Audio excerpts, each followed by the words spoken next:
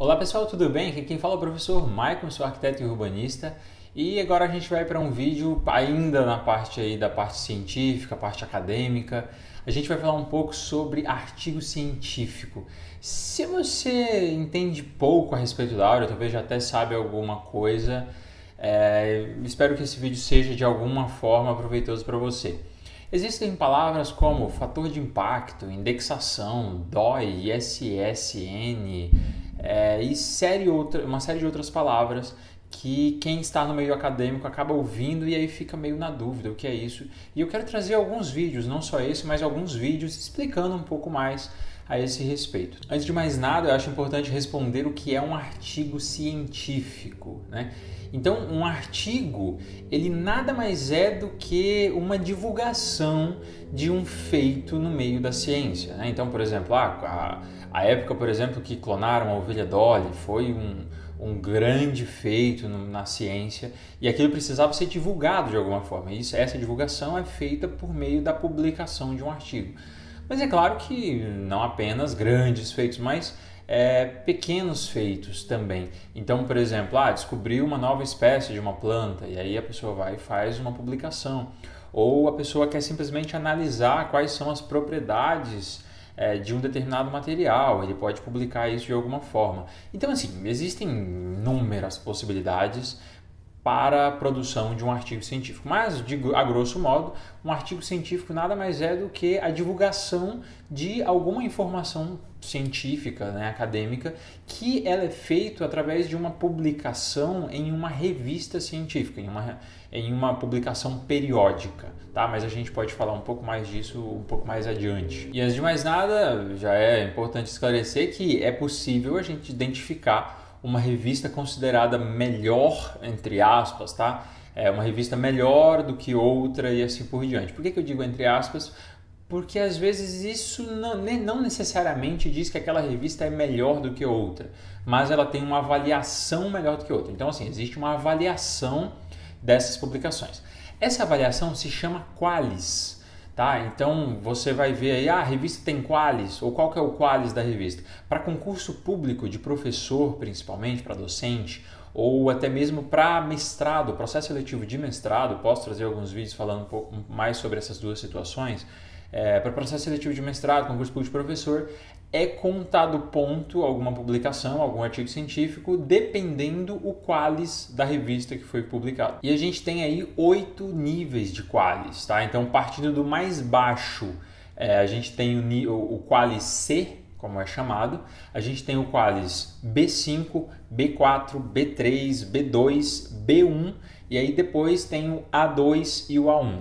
Obviamente o A2 e o A1 são os maiores, o A1 e assim por diante, descendo. Tá? Eu posso também explicar como que isso é feito, o que isso quer dizer, como proceder com essa avaliação, caso você faça parte de uma revista e assim por diante. Mas o que você precisa saber é que quanto mais alto esse nível, né, C, B5, B4, B3, B2, B1, A2, A1, quanto mais alto, melhor é a revista, tá? Mais bem posicionado vai estar o seu artigo. E melhor também vai ser a pontuação caso você vá se inscrever para um mestrado, doutorado ou concurso público para docente. E aí eu disse que você vai ter uma melhor visibilidade desse trabalho, mas aí você pergunta por que dessa visibilidade? Porque tem uma outra coisa que se chama fator de impacto.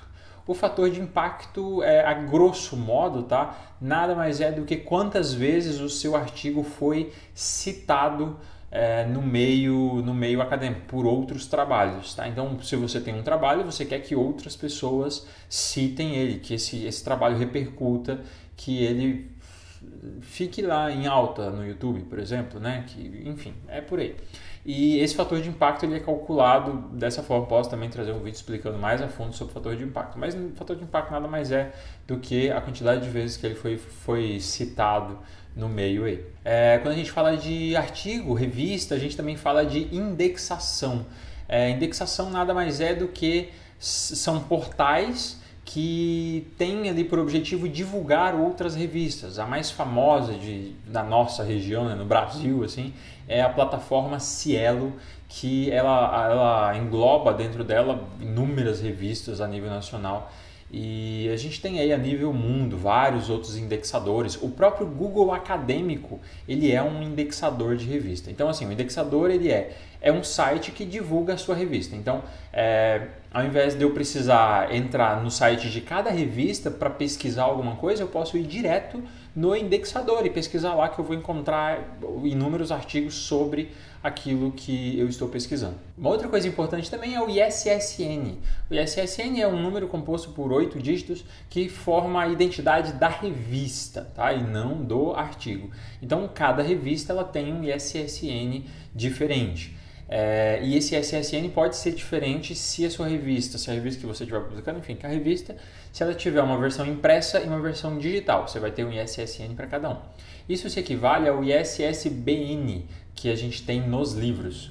Então, é o código que identifica aquela revista. E no caso do outro, no caso do livro, né? Mas o ISSN da revista. Tem também o DOI, que é uma espécie de um encurtador de link no meio acadêmico. Então, vamos pensar assim, que amanhã ou depois aquela revista ela possa mudar de site, mudar o link, mudar o endereço.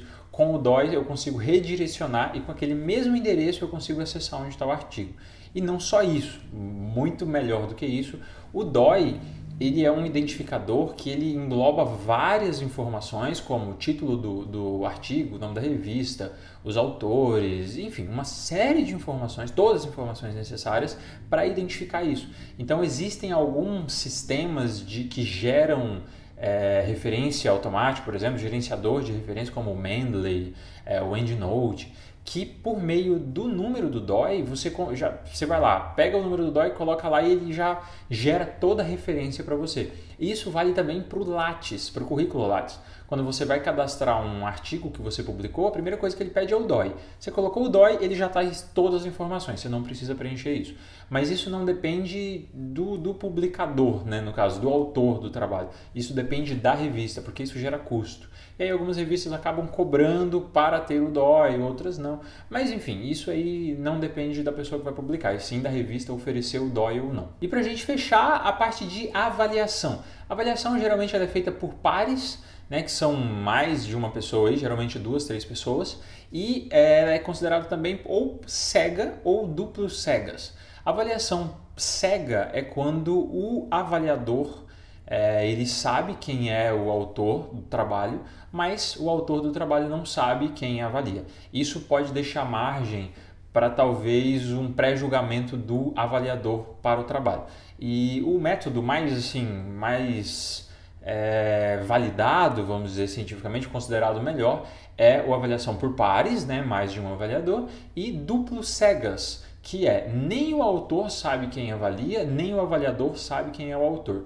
Então isso é feito completamente às escuras, o cara que vai avaliar ele não sabe quem é o autor do trabalho, e a pessoa, o autor também não sabe quem avaliou, e enfim, é tudo às escuras e é por mais de uma pessoa, justamente para não acontecer de você ter ali um pré-julgamento de enfim, e assim por diante, tá? Eu posso dar continuidade nesse tipo de assunto aqui, vai depender do seu interesse. Se você tiver alguma dúvida, alguma coisa que você não entende muito bem e quiser que eu traga algum vídeo exclusivo sobre algum desses pontos, pode comentar aqui embaixo que vai ser um prazer. Se você gostou, deixa seu like aqui, e faz tempo que eu já não peço isso, mas se inscreve no canal aqui, a gente já passou de 12 mil inscritos. Eu sei que o canal ficou abandonado por um tempo aí, mas o objetivo agora é retomar com mais e mais conteúdos, principalmente focando na parte acadêmica, arquitetura, na parte de concursos, né? Eu quero trazer um vídeo aqui na sequência falando um pouco mais a respeito, tá? Mas depende do seu feedback, então comenta aqui e a gente se vê no nosso próximo vídeo. Grande abraço, até a próxima.